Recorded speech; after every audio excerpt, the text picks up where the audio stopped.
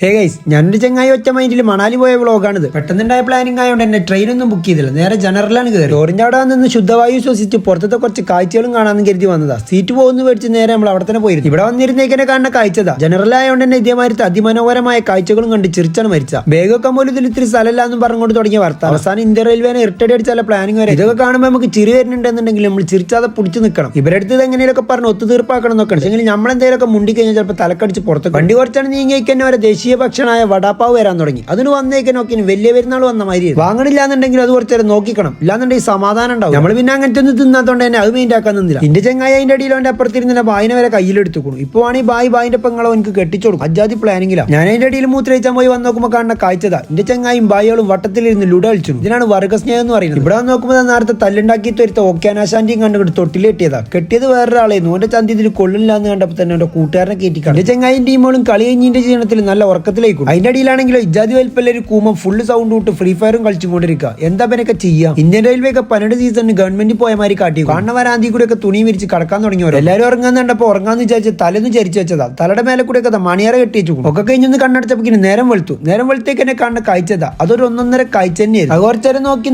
പല്ലും തേച്ച് കണ്ണാടി നോക്കിയപ്പോൾ അന്നത്തെ ഒരു ദിവസം കഴിഞ്ഞു. ബാക്കി അടുത്തിയില്ലേ.